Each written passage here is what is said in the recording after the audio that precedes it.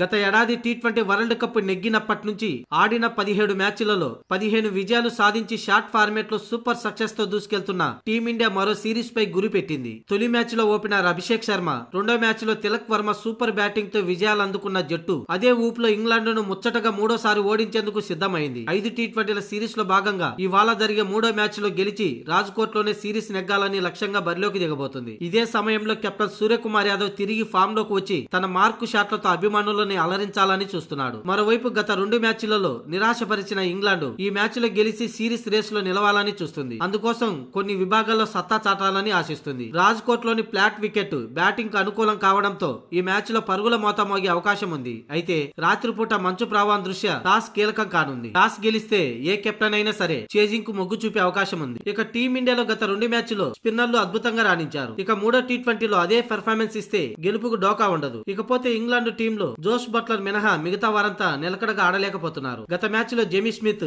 Brydon cars మాత్రమే చివర్లో కాసేపు పోరాడారు. మూడో టీ20లో కూడా ఇంగ్లాండ్ ఆశలు వారిద్దరిపైనే ఉండనున్నాయి. ఎందుకంటే బౌలింగ్ లో లాస్ట్ మ్యాచ్ లో ఆర్చర్ దారుణంగా పరుగులు ఇచ్చాడు. 60 రన్స్ ఇచ్చాడు చెన్నైలో. ఒక ఆదిల్ రషీద్ మినహా మిగతా బౌలర్లు తేలిపోతుండడం ఇంగ్లాండ్ కు ఓటములకు కారణం. అంతేకాకుండా ఇంగ్లాండ్ కు వరుణ్ చక్రవర్తి, హర్షదీప్ సింగ్ ల భయం పట్టుకుంది. ఆరంభంలో Harshdeep Singh Philip Salt wicket తీసి కోల్కలోని దెబ్బ కొడుతుంటే ఆ తర్వాత మిడిల్ ఆర్డర్ లో వరుణ్ చక్రవర్తి ఇంగ్లాండ్ ను భారీ దెబ్బ కొడుతున్నాడు. ఇలా ఈ ఇద్దరి కారణంగా ఇంగ్లాండ్ గత 2 మ్యాచ్ల్లో ఓడిపోయిందని రెండో మ్యాచ్ అనంతరం జోష్ బట్లర్ వ్యాఖ్యానించిన విషయం తెలిసింది. ఆ ఇద్దరు బౌలర్లు తమ బ్యాటింగ్ విభాగాన్ని దెబ్బ కొడుతున్నారని, పుంజుకునే సమయాల్లో వికెట్లు తీస్తూ భారీ స్కోరు సాధించలేకపోతున్నామని బట్లర్ వ్యాఖ్యానించాడు. కానీ మూడో టీ20లో మా బలహీనతలను అధిగమిస్తామని బట్లర్ పేర్కొన్నాడు.